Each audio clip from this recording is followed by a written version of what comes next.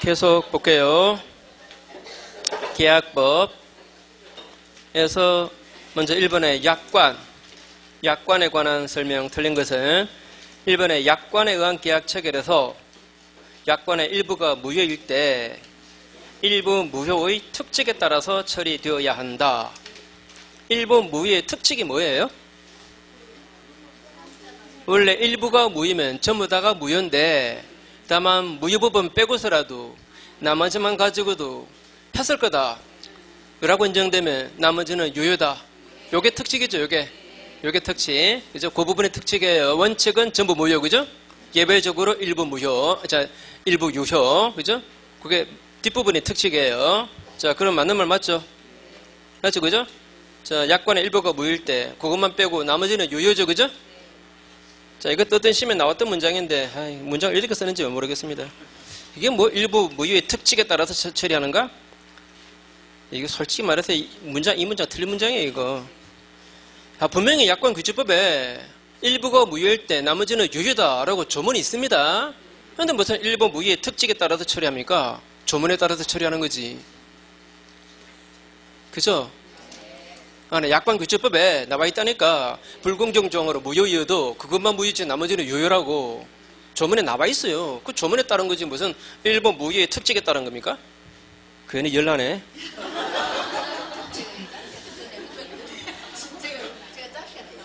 뭐요? 뭐라고요? 아니 그 자식이 아니고 이건 어떤 시험에 나왔던 기출문제예요. 어떤 시험에 나왔던 기출문제인데 대학 교수도 내가 볼 때는 좀 그런 것들이 많아요. 공부도 못하는 것들이 어떻게 비벼가지고 대학 교수가 됐나 봐. 그 다음에 이번에 약관에 의한 거래에서 당사자가 약관 조항과 다른 내용의 합의를 할 수 있고 이때 합의 내용은 약관 조항에 우선한다. 이게 개별 약정 우선의 원칙이라 그러죠. 약관 조항과 다른 합의할 수 있습니다. 그럼 그 합의 그게 우선이에요. 그죠? 개별 약정 우선의 원칙. 그 다음에 4번에 자동차 종합보험계약상 이 약관이죠. 예, 가족 운전자 한정 운전 특별약관은 보험자의 명시 설명 의무의 대상이 되는 약관에 해당한다. 가족 운전자 한정 운전 특별약관. 자, 가족 운전자만 보험받을 수 있다. 그죠? 요거는 어때요? 그 계약하는 사람한테 고객에게 중요한 조항 맞죠? 중요한 조항이니까 설명해야 된다. 그죠? 뭐 그 얘기고. 그 다음에 상대방에게 부당하게 불리한 소재기 금지 조항 또는 입증 책임을 고객에게 부담시키는 이런 조항. 이게 다 고객에게 불리한 불공정 조항입니다. 맞죠? 그죠? 자, 소재기하지 마라. 이런 조항. 또는 소재기하고 싶으면 증명은 고객 네가 하라. 자, 이런 거. 불공정 조항 맞죠? 그죠? 자, 요거 무효입니다. 2번은 보지 마세요. 그러니까 안 나올 거니까. 3번은 안 봐도 돼요.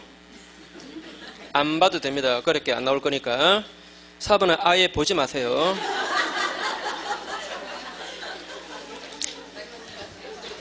그래. 5번에 계약의 종류에 관한 설명 틀린 것은 1번에 사용대차가 뭐죠? 공짜로 빌려주는 계약이죠. 사용대차는 당사자 1방이 목적물을 사용 수익하게 할 채무를 주고 상대방은 빌린 사람은 이걸 반환해야 할 대가적 채무를 지는 거니까 쌍무계약이다. 자, 대주가 차주로 하여금 사용 수익하게 하는 거하고 차주가 빌린 것을 나중에 돌려주는 거 이거 서로 대가입니까? 그게 무슨 서로 대가입니까? 대가 아니죠. 그죠? 이거는 쌍무계약 아니죠. 편무계약입니다.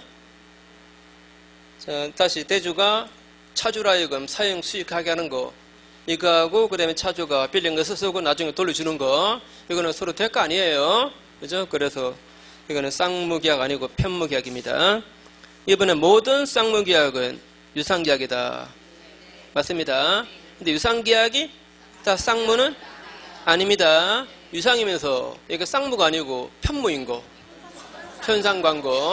현상광고는 이게 유상인데 그런데 편무입니다. 자, 외우세요. 이거는.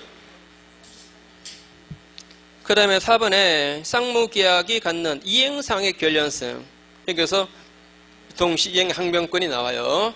쌍무계약이니까 서로 같이 이행해야 될 거 아닙니까? 그죠? 그래서 동시이행 항변권. 당신이 이행 안 하면 나도 안 한다. 그러면 이러면 어떻습니까? 쌍무계약의 그 성립상의 결연성. 성립상의 결연성. 여기서 위험부담 문제가 나온다. 쌍무계약이니까 한쪽 채무가 무효 취소 해제돼 버리면, 없어져 버리면 그 나머지 채무도 다 상대방의 채무도 사라지는 거죠, 그죠? 맞죠? 거기서 위험부담 문제 맞죠? 자, 이행상의 결연성에서 동시 이행 항변권. 그 다음에 그 성립 존립상의 결연성에서 위험부담 문제가 나옵니다. 그 다음에 5번에 교환계약은 낙성 불료식 계약이다. 자, 교환계약이 목적물을 인도해야 성립하는 계약입니까? 아니죠, 그죠? 의사의 합치만으로 성립하죠? 그건 낙성이고, 방식 필요 없죠? 불료식 계약이고. 6번에 기억 보시면 동시이행 항변권, 그 다음에 위험부담, 이 두 가지는 쌍무계약에서 생기는 문제입니다. 맞죠? 쌍무계약에서 생기는 문제가 이 두 가지예요. 동시이행 항변권, 그 다음에 위험부담 문제. 그 다음에 니은의 계속적 계약. 예컨대 어떤 계약입니까? 계속적 계약. 우리가 공부하는 범위 내에서는 임대차 계약. 임대차 계약은 한번 체결한 계약 관계가 일정 기간 지속되잖아요, 그죠? 이런 게 계속적 계약. 또는 위임 계약, 그 다음에 고용 계약 이런 것들. 이런 게 계속적 계약입니다. 자, 이런 계약들 어떻습니까? 그 계약 관계가 지속되다 보면은 예상하지 못한 어떤 사태가 생겨날 수도 있죠, 그죠?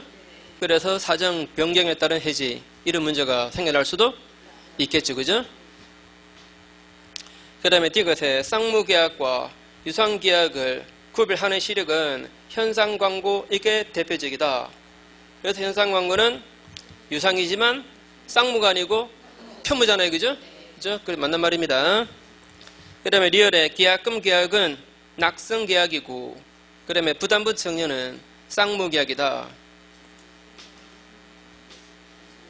자, 계약금 계약은 낙성 계약입니까? 계약금 계약은 계약금을 현실로 지급해야 성립해요. 요물계약입니다. 그죠? 요물계약. 자, 계약금 계약은 요물계약이고, 그 다음에 부담부 청려가 쌍무입니까? 편무입니까? 부담부 청려. 예컨대 A가 1억짜리 땅이 있습니다. 은행에서 2천 대출 받은 게 있어요. 2천 저당권이 있습니다. 자, A가 이 땅을 B한테 주면서, C한테 주면서 대신에 이 채무는 네가 갚아라. 라고, 이게 부담부 정리 맞죠, 그죠? 이 채무는 자, 당신이 갚아라. 라고 했을 때 이 사람이 이거 대신 갚아주는 거하고 1억짜리 땅 주는 게 그게 서로 대가입니까? 대가 아니잖아요. 1억하고 2천은 어떻게 대가입니까? 그죠? 대가 아니에요. 그래서 이거는 편무입니다. 그죠?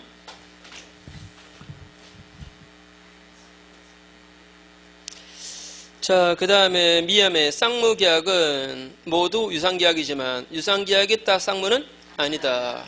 유상계약이면서 편무인 거 뭐라 그랬죠? 현상광고. 17번 보지 마세요. 이렇게 안 나와요. 8번은 각자 좀 해보세요. 앞에 다 나온 얘기입니다.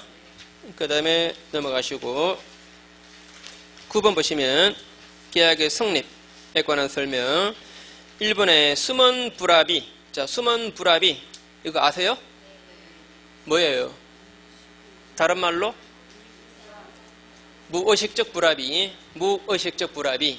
숨은 불합의, 다른 말로 무의식적 불합의. 자, 숨은 불합의 또는 무의식적 불합의 이런 겁니다. A라는 사람이 어떤 청약을 했고, 그 다음에 B라는 사람이 좋습니다 라고 승낙했습니다. 그런데 청약의 내용과 승낙의 내용이 일치 안 해요. 일치 안 하면 계약 성립한 겁니까? 성립 안 한 겁니까?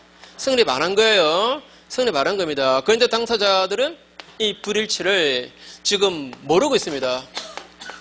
이해돼요? 서로 몰라요. 그런데 계약 성립 안 했는데 당사자는 계약 성립한 걸로 오해하고 있는 거. 이게 바로 뭐라고요? 숨은 불합의. 숨은 불합의라 그럽니다. 자, 합의가 안 됐는데 숨어 있다, 그죠? 합의가 안 된 거예요. 자, 그러면 이거는 나중에 불일치를 알게 되었습니다. 일치 안 한다는 걸 알게 되었어요. 그래서 차고 다니면서 취소하겠다 이럴 수 있다. OX X. 이거는 불성립이니까 취소할 거리가 아니에요. 성립해야 그러면 취소하거나 말거나 하지.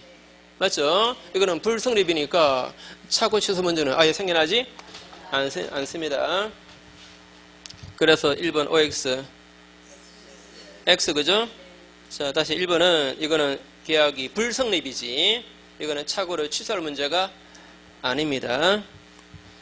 이번에 청약자가 말이죠. 기간 내에 이 일을 안 하면 승낙한 걸로 간주합니다. 이러면서 청약했습니다. 약간 정신 나간 놈이죠. 그럼 그래요. 다음 주까지 말 없으면 이 물건 사는 걸로 보겠습니다. 말도 안 되지, 그죠? 그죠? 이랬을 때 이게 상대방을 구속하는 겁니까? 그게 왜 구속됩니까? 그죠? 자, 2번이 맞는 말이고, 3번에 갑이 자기 자동차를 매각한다는 청약을 했을 때 상대방이 매매대금을 분할 지급 조건으로 승낙했습니다. 분할 지급 조건으로 승낙했다. 이러면 조건부 계약이 성립합니까? 아예 불성립입니까? 자, 이거는 조건을 붙여서 승낙했죠, 그죠? 조건 붙여서 승낙하면 그 청약을 거절했죠, 그죠? 청약 거절했습니다. 거절하고 이걸로 새로 청약한 걸로 보죠, 그죠? 이걸로 새로 청약한 걸로 봐요. 그래서 일단 계약은 불성립. 그 다음에 4번에 갑의 을에 대한 청약에 대해서 병이 승낙했대요. 이 병도 웃기는 놈이죠.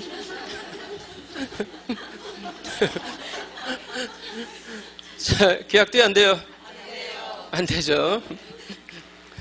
5번에 갑이 을에게 승낙 기간을 정하지 않고 청약했을 때 갑이 청약을 철회하지 않는 한 상대방은 언제든지 승낙해서 계약을 성립시킬 수 있다. 자, 승낙 기간을 안 정하면 상대방은 언제든지 승낙하면 됩니까? 아니죠. 상당한 기간 내에, 그죠? 상당한 기간 내에 승낙 안 하면 이 청약은 효력을 잃습니다. 그죠? 자, 그 다음에 10번에 틀린 것은 1번에 당사자가 청약과 승낙의 합조가 없음에도 있다고 오인하고 있습니다. 이거 뭐라 그랬죠? 숨은 불합의. 그죠? 청약과 승낙이 합치 안 해요. 합치 안 하는데 합치하고 있다라고 지금 오인하고 있습니다. 이거 숨은 불합의. 숨은 불합의는 착오 문제입니까? 아닙니까? 아니고 그냥 계약의 불성립. 그죠? 계약의 불성립. 2번에 약관이 당사자 간의 구속력을 가지는 근거는 특별한 규정 없는 한 이걸 계약의 내용으로 포함시킨다는 당사자 합의에 있는 거다. 어때요? 자, 약관도 계약으로서 효력있죠? 왜 효력있습니까? 약관을 가지고 계약합시다 라고 합의했으니까. 그죠? 그 얘기예요. 그죠? 약관으로 계약합시다 라고 합의했으니까. 그래서 효력있는 거죠. 그 다음에 3번에 청약자가 승낙기간 내에 이 일을 제기 안 하면 승낙으로 간주한다는 뜻으로 청약했습니다. 말 안 되는 청약이죠. 그죠? 자, 아무 말 없으면 그러면 사는 걸로 내가 보겠습니다. 사는 걸로 간주하겠습니다. 이런 청약. 이거는 말이 안 돼요. 말이 안 되고 이거는 아무런 구속력도 없고 그냥 승낙 기간으로서만 의미가 있는 거예요. 다음 주까지 말 없으면 사는 걸로 보겠습니다. 이렇게 청약했을 때 그냥 다음 주까지가 승낙 기간인 걸로 이 의미밖에 없어요. 그 다음에 4번에 격지간의 계약에서 계약은 승낙의 통지를 발송한 때 성립하지만 다만 그 기간 안에 도달 안 하면 계약은 성립 안 하죠. 그죠? 그래서 이걸 우리가 뭐라고 표현합니까? 격지자 간의 계약은 승낙의 통지를 발송함으로써 성립하는데 다만 부도달을 해제 조건으로 한다. 이렇게 말하죠. 부도달을 해제 조건으로 한다. 이렇게 말해요. 부도달하면 또는 연착하면 계약 성립의 효력은 사라지는 겁니다. 그 다음에 5번에 청약자의 의사표시에 의하여 승낙의 통지가 필요치 아니한 경우 이런 경우는 계약은 승낙의 의사표시로 인정되는 사실이 있으면 그러면 성립한다. 이게 뭐죠? 의사실현. 맞죠? 그죠? 자, 계약의 성질상 또는 청약자가 굳이 승낙의 통지가 필요 없는 걸로 그렇게 했을 때 말입니다. 이때 상대방은 승낙의 의사표시로 인정되는 사실이 생기면 바로 계약되는 거예요. 보낸 물건을 상용해버리면, 그죠? 보내온 물건을 사용해버리면 바로 계약되는 거죠. 의사 실현에 관한 계약이죠. 자, 11번에 2번 보시면 청약은 불특정 다수인에게 할 수 있습니다. 예컨대 어떤 경우입니까? 자판기 설치. 그게 불특정 다수인에게 하는 청약이죠. 근데 승낙은 반드시 그 청약자에게 해야 돼요. 맞죠? 승낙은 특정의 그 승낙자, 고자에게 해야 됩니다. 승낙을 불특정인에게 할 수는 없어요. 그 다음에 4번 보시면 청약에는 청약자와 상대방이 있어야 하니까 청약자는 반드시 명시되어야 한다. 청약자가 누구인지가 청약에서 표시에 나타나야 된다? 자판기 설치한 거, 그거 누가 설치했는가 몰라도 괜찮아요. 그죠? 청약자가 누구인지가 반드시 명시적으로 표시 안 돼도 상관없습니다. 5번은 양청약이 서로 교체되었습니다. 이러면 양청약이 모두 상대방에게 도달했을 때 그때 성립하죠. 자, 여기 나오는 것들은 시험에 다 잘 나오는 얘기들입니다. 그리고 대체로 좀 쉬워요. 여기에 나오는 문제들은 다 맞춰야 됩니다. 이거 놓치면 안 돼요. 자, 12번 뭐 다 나온 얘기입니다. 각자 해보시고. 13번 갑은 을에게 승낙 기간을 9월 말로 정해서 청약했습니다. 상대방 을은 승낙 기간을 9월 24일로 죄송합니다. 승낙을 9월 24일에 회답 편지로 우송했는데 평소 같으면 9월 27일이면 충분히 도달했을 텐데 그런데 우편사고 때문에 10월 2일에야 갑에게 도달했답니다. 자, 어떻게 돼요? 그런데 갑이 을에게 연착되었습니다. 라고 통지 안 했대요. 그러니까 충분히 도달 가능했던 승낙인데 그런데 연착되었죠. 그러면 청약자는 이거 연착되었습니다. 라고 말해줘야 되죠. 말 안 해주면 연착되지 않은 걸로 본다. 이 말은 계약 선입하는 거죠. 계약 선입하는 건데 계약 선입일자가 며칠자가 됩니까? 그죠. 격지자니까 을이 승낙의 통지를 발송했을 때가 9월 24일이죠. 그 날짜로 계약되는 거예요. 답은 2번이죠.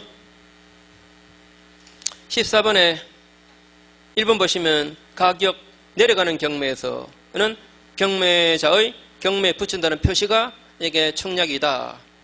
자, 이거는 제가 강의 시간에 말씀 안 드린 건데 요즘 시험 출제가 잘 안 돼서 기왕이 나왔으니까 한번 해볼게요. 자, 가격을 내려가는 경매, 가격을 올려가는 경매 해볼게요.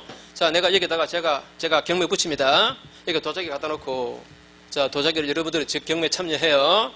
자, 1억 살 사람이 있습니까? 손 아무도 안 들어요.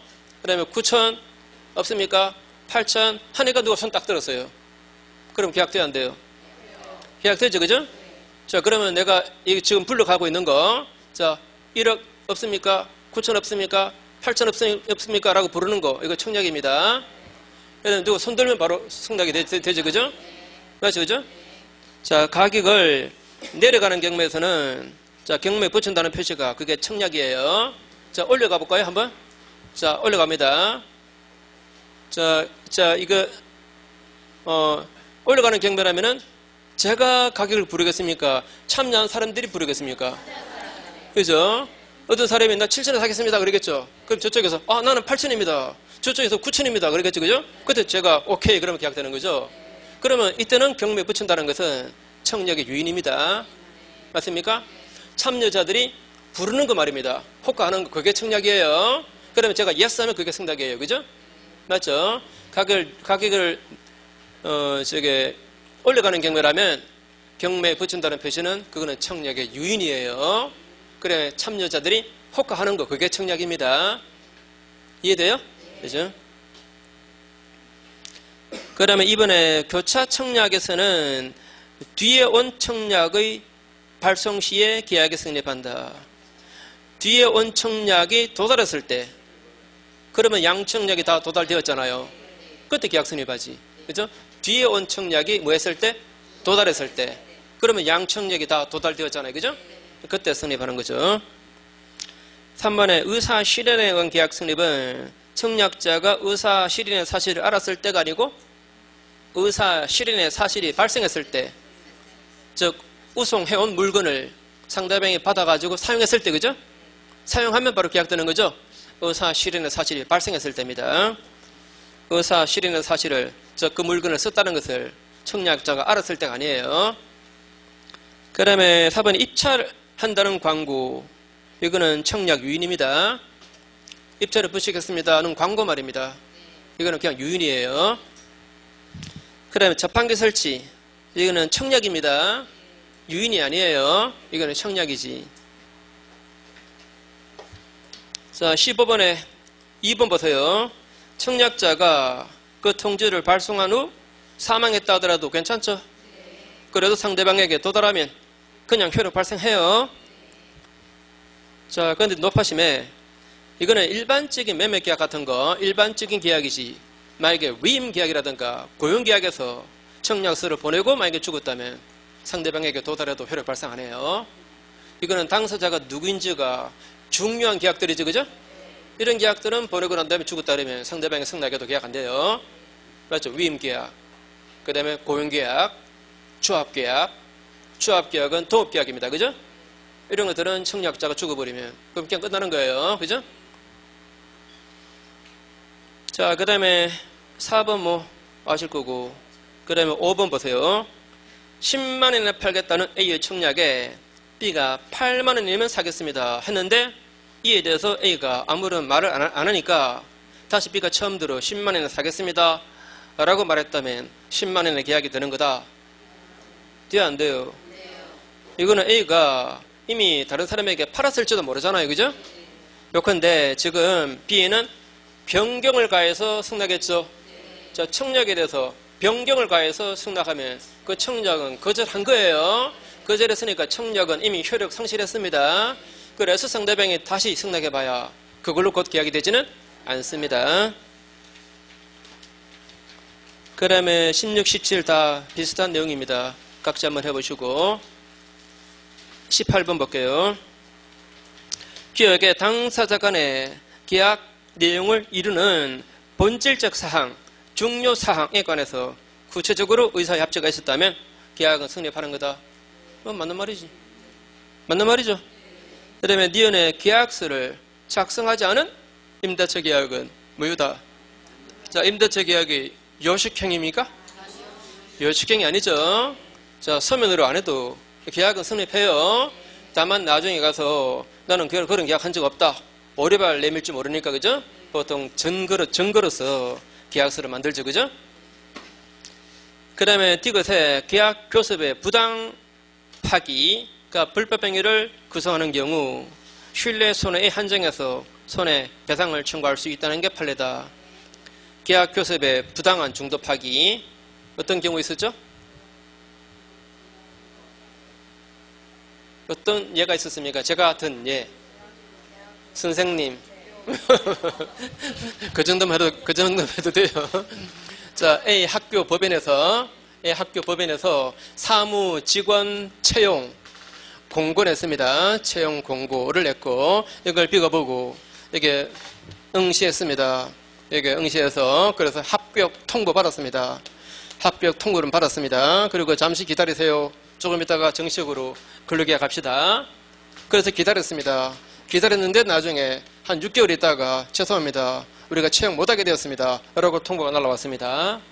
자, B는 이 계약이 될 거라고 믿고서 상당한 시일을 협의했잖아요. 그죠? 그 손실, 이건 이쪽에서 배상해줘야 되겠죠. 그죠? 배상해줘야 됩니다. 이 배상 책임이 계약 체결상의 과실 책임입니까? 불법행위 책임입니까? 판례가. 이걸로 봐요. 이거는 지금 현재 계약은 성립 안 했으니까. 맞죠? 이걸 불법행위 책임으로 봅니다. 이때 이 사람이 계약이 되리라 믿었음으로 인해서 생긴 손실. 뭐죠? 신뢰, 이익의 손해. 이걸 배상한다 그러죠. 그죠? 자, 저거는 불법행위 책임입니다. 다시 계약 교섭 단계에서, 자, 이렇게 말해요. 계약 교섭 단계에서 보호 의무를 위반해서 상대방에게 손해가 있다. 이런 경우는 계약 체결상의 과실 책임 문제가 아니고 불법행위 책임 문제다. 라고 하는 거.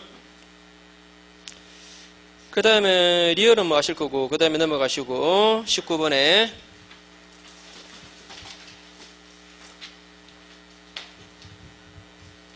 1번에 매매계약 체결 후 매도인의 과실로 목적물이 멸실되었을 때, 자, 어떻게 됩니까? 매도인의 과실로 멸실되었대요. 그럼 책임 있는 불능이죠. 책임 있는 후발적 불능. 그러면 매수인은 매도인에게 최고 안 하고도 해지할 수 있죠. 자, 책임 있는 이행 불능이니까 최고 안 하고도 해지할 수 있습니다. 이번에 만약에 이럴 경우에 불강력으로 이행 불능되었다면 매도인은 매수인에게 대금 청구할 수 없다. 자, 불강력으로 이게 멸실되었다면 양쪽의 채무가 다 소멸해버리죠. 양쪽의 채무가 다 소멸합니다. 그래서 매도인은 자기 채무는 소멸하지만 매수인에게 대금 청구는 못해요. 그 다음에 3번에 이럴 경우에 계약 후 매도인의 과실 없이 목적물이 멸실되었다. 같은 경우네, 그죠? 자, 이러면 양쪽의 채무가 다 소멸돼 버리죠. 그래서 매도인은 자기 채무를 면하는 대신에 매수인에게 대금 청구도 못해요. 그래서 그게 답이고. 4번에 채권자에게 후발적 불능에 따른 귀추 사유가 있는 경우에, 자, 죄송합니다. 채권자에게 그 후발적 불능에 대해서 귀추 사유가 있대요. 이 말은 무슨 말입니까? 매수인 쪽에서 그 매매 목적물을 부순 거죠, 그죠? 매수인이 부순 거예요. 이러면 채권자가 위험 부담한다. 이 말은 매도인은 채무를 면하고 그 다음에 매수인에게 대금 청구를 할 수 있고, 그 얘기 맞습니까? 한 번 더, 자, 이 말 했습니다. 자, 갑 소유 건물을 을에게 파는 매매 계약을 했는데, 자, 매매 목적물 인도에 관해서는 여기가 채무자, 여기는 채권자 맞죠? 자, 그 다음에 이게 멸실되었습니다. 그래서 갑의 채무가 불능되었어요. 불능된 것이 이 사람 과실이었다. 이 사람 과실로 이게 멸실된 거예요. 그럼 이쪽의 채무는 소멸, 이쪽의 채무는 불소멸. 맞죠? 그래서 대금 청구할 수 있는 거죠, 그죠? 자, 이 얘기하고 있어요. 이 얘기 맞는지 다시 읽어보세요. 채권자에게 그 후발적 불능에 귀추 사유가 있대요. 이 말 이해했죠? 이러면 채권자가 위험 부담한다. 즉 매수인은 대금 지급해야 된다. 맞죠? 5번에 쌍무계약에서 일방의 채무가 무효, 취소, 그 밖의 사유로 효력이 생기지 않으면 타방의 채무도 생기지 않는다. 맞죠? 한쪽의 채무가 없어지면 상대방의 채무도 사라지는 거예요. 그죠? 그 다음에 20번에 1번 기억 보시면 계약 체결상의 과실 책임에서 신뢰 이익이 예외적으로 이행이익을 추가할 때 이행이익을 배상액의 한도로 한다. 자, 계약 체결상의 과실 책임. 자, 계약 체결상의 과실 책임. 자, A 소유 도자기, C 소유 도자기. 자, B가 이쪽도 협상하고 있고 이쪽도 협상하고 있는 중입니다. 이쪽에서 정식으로 제가 1억이면 팔겠습니다 라고 청약 들어왔는데 이쪽에 조건이 좋아서 이쪽과 계약을 해버렸습니다. 계약했는데 현재 계약서 도장 찍고 나서 보니까 이 도자기는 이미 그 전에 멸실된 거래요. 이미 파손된 겁니다. 그러면 그래서 B가 다시 C 쪽에 알아보니까 C는 이미 딴 데 팔았답니다.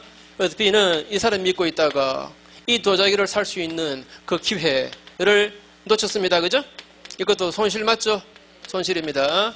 그래서 A는 바로 B에게 이 손실을 배상을 해줄 책임이 생겨날 수 있죠. 그죠? 바로 이 계약대로 되리라 믿고 생긴 손실입니다. 그죠? 바로 신뢰 손해죠. 그죠? 신뢰 이익의 손해를 배상해 줘야 됩니다. 그러나 신뢰 손해가 아무리 크다 하더라도 만약에 이 계약대로 이행되었더라면 이쪽에 생길 이익 말입니다. 그러니까 그 이상은 배상 안 해요. 그래 안 그래요? 이 계약대로 이행되었더라면 B에게 생겼을 이익 그 이상은 배상해야 안 해요? 안 하죠. 그래서 이행 이익을 넘을 수는 없다. 그죠? 이행 이익을 넘을 수는 없다. 이때 배상하는 사람, 이 사람은 이미 파손된 사실을 알았던지 또는 알 수 있었던 사람이라야 됩니다. 그 다음에 배상받는 사람, 이 사람은 그걸 몰랐고 모르는데 과실도 없어야 돼요. 이 사람도 과실이 있다면 이 손실을 배상하라 요구 못해요. 이 사람은 선의 무과실, 이쪽은 악의 유과실. 자, 그래서 개념 요소가 원시적 불능으로 무효일 때 생겨나는 문제 맞습니까? 맞죠? 후발적 불능 아니에요. 원시적 불능으로 무효가 되었을 때 이때 생겨나는 문제. 그 다음에 배상하는 사람, 배상자는 원시적 불능인 것을 알았던지 또는 알 수 있었다. 배상받는 상대방은 그걸 몰랐고 모르는데 과실이 없다. 그 다음에 배상 책임의 내용은 신뢰 이익의 손해배상인데 이행 이익을 넘어서는 배상하지 않습니다. 그죠? 이행 이익을 넘어서는 배상 안 해요. 이게 계약 체결성의 과실 책임 문제. 자, 그 다음에 니은의 계약 체결성의 과실 책임에서 배상받은 채권자는 선의 무과실 맞죠? 이라야 돼요. 이것의 계약 체결성의 과실 책임을 원시적 전부불능에 한정하지 않고 계약 준비 과정 등의 경우에도 확장할 수 있다는 게 판례 입장이다. 계약 체결 준비 과정에서 보호 의무를 위반해서 상대방에게 손해가 있을 때는 이런 것은 계약 체결성의 과실 책임 문제가 아니고 불법행위 책임으로 다룹니다. 맞습니까? 아까 했던 거 요거 채용 공고 이랬던 거 이거 말입니다. 자, 계약 체결 준비 단계에서 상대방에게 손실을 가한 거죠. 그죠? 이런 것은 계약 체결상의 과실 책임 문제 아니고 무슨 책임 문제? 불법행위 책임 문제로 다뤄요. 그 다음에 그래서 틀렸고 그 다음에 리얼의 위험부담이란 후발적 불능 중에서 채무자, 퀴즈 사유 없는 경우에 적용되는 거다. 자, 위험부담은 쌍무계약에서 채무자에게 책임 없는 후발적 불능 맞습니까? 그래서 채무가 소멸될 때 상대방의 채무도 소멸되는가 안 되는가의 문제입니다. 맞죠? 자, 한 번만 더 해볼게요. A라는 사람이 어떤 도자기를 B에게 파는 매매 계약을 했습니다. 매매 계약을 했는데 그런데 A에게 과실 없는 그런 파손이 생겼습니다. 이 집 주변에 홍수가 발생하고 그래서 이게 파손된 거예요. 그러면 채무자에게 책임 없는 무슨 불능? 후발적 불능. 원시적 불능 아니에요. 후발적 불능 되었습니다. 그래서 이제 이 사람의 채무가 소멸되었어요. 이때 이 사람의 채무가 소멸되는가 안 되는가의 문제가 위험부담 문제 맞죠? 원칙은 B의 채무도 소멸한다 맞습니까? 원칙은 B의 채무도 소멸해요. B의 채무도 소멸합니다. 하는데 예외적으로 이 사람이 이걸 부셨다면 그러면 이 사람의 채무 소멸 안 하지 그죠? 이 사람 채권자 과실이었다면 또는 채권자가 수령을 지체하고 있던 중이었다. 수령을 지체하고 있던 중에 이렇게 되었다 그죠? 이러면 이쪽에 채무가 소멸 안 하죠 그죠? 자, 이런 경우는 채무가 소멸 안 해요. 자, 이 경우는 채무자가 위험부담한다 라고 표현하죠. 채무자가 누굽니까? A 말입니다. A 그죠? A가 손실을 부담하죠 그죠? 채무자가 위험부담한다 라고 표현하고 이 경우는 누가 부담한다? 채권자가 B죠. 채권자가 위험부담한다 이렇게 표현해요. 한 번 더, 자, 이 위험부담 문제는 쌍무계약에서, 자, 쌍무계약입니다. 쌍무계약에서 채무자에게 책임 없는, 그 다음에 무슨 불능? 후발적 불능. 그래서 이제 채무가 소멸될 때 상대방, 즉 채권자 B, 저 사람의 반대 채무도 채권자의 반대 채무도 이게 소멸되는가 안 되는가의 문제가 바로 위험부담 문제죠. 그죠?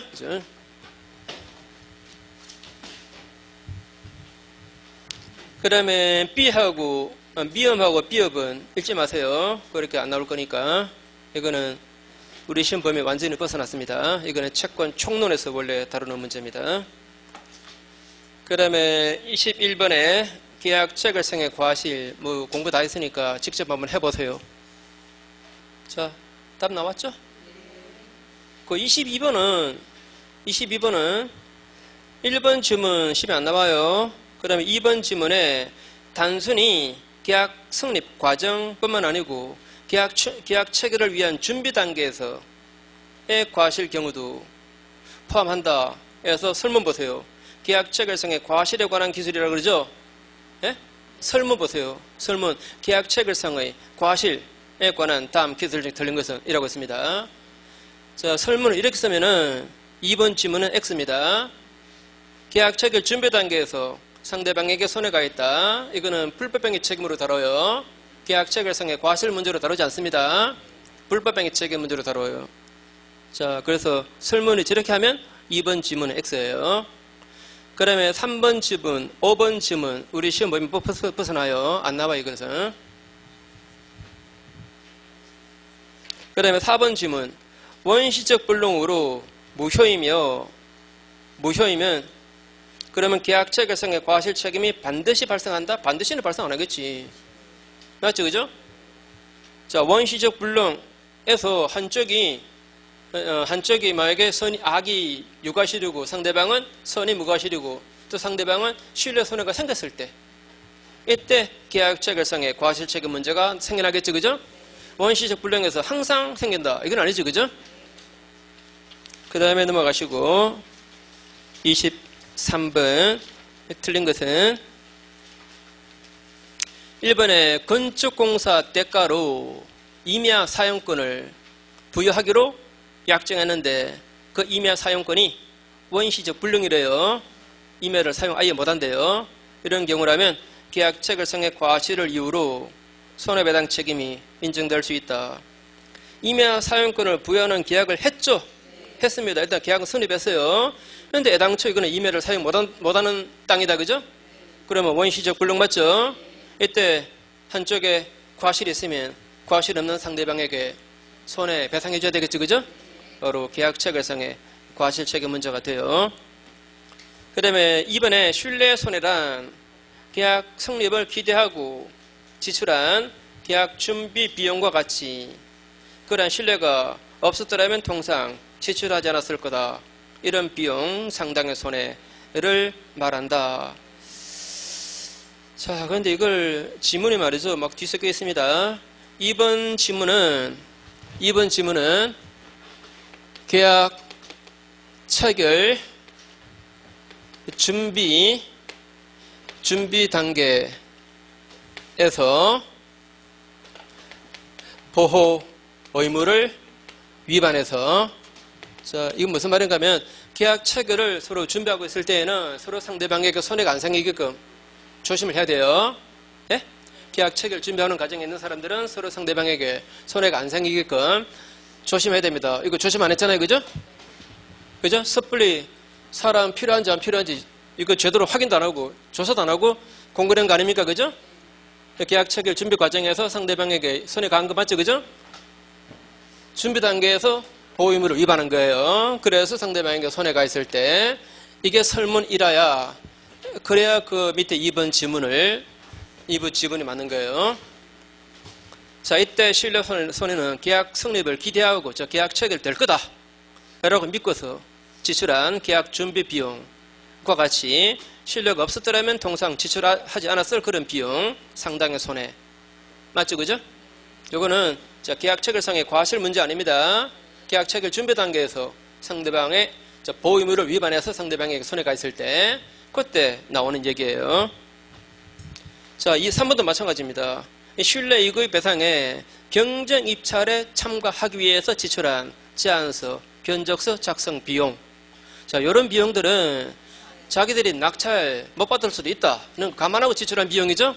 이런 것은 신뢰 손해에 들어가지 않습니다. 그 다음에 4번에 부동산 매매에서 실제 면적이 계약 면적에 미달할 때 그 미달 부분은 원시적 불능임을 이유로 계약 체결상의 과실 책임을 물을 수가 없다. 어때요? 자, 갑 소유 부동산이 땅입니다. 이걸 을에게 팔았어요. 팔았는데 이걸 1000평으로 그렇게 보고 평당 단가 10만 원 해가지고 매매 대금을 1억으로 잡았습니다.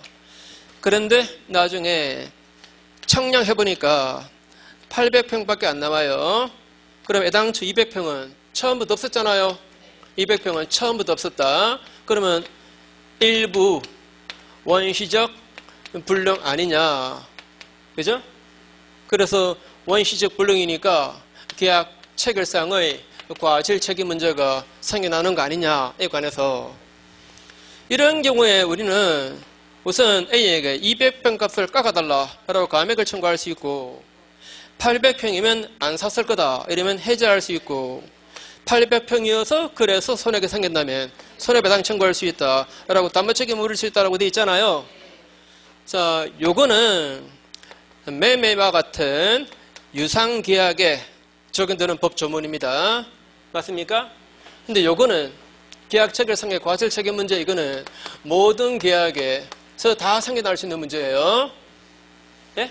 이런 문제는 모든 계약에서 다 생겨날 수 있는 문제. 요거는 유상계약에서만 생겨나는 문제. 그러면 요 조문하고 요 조문은 이게 특별법이고 이거는 일반법이에요. 예? 이렇게 요 문제만 다룰 수 있는, 요 문제만 타겟으로 다룰 수 있는 조문이 있으면 이거는 적용 안 되는 거예요. 이해됩니까? 그죠? 자, 다시 일부가 부족하다. 이거는 무슨 문제로 다룬다? 면적이 부족하다. 이거는 무슨 문제로 다룬다? 담보책임 문제로 다뤄요. 따로 요 문제만 다루는 그런 조문이 있으니까 일반 규정인 계약 체결상의 과실 책임, 이 규정은 적용 안 되는 겁니다. 그 다음에 5번에 어느 일방이 계약 교섭 단계에서 계약이 확실하게 체결되리라 정당한 기대 내지 신뢰를 부여해서 상대방은 그 신뢰에 따라서 행동했음에도 불구하고 상당한 이유도 없으면서 계약 체결을 거부해서 손해입혔다면 이게 바로 불법행위죠. 그죠? 불법행위입니다. 계약 체결 준비 단계에서 보호 의무를 위반해서 상대방에게 손해가 간 거, 이것은 계약 체결상의 과실 책임 문제가 아니고 무슨 문제? 불법행위 책임 문제가 되는 거예요.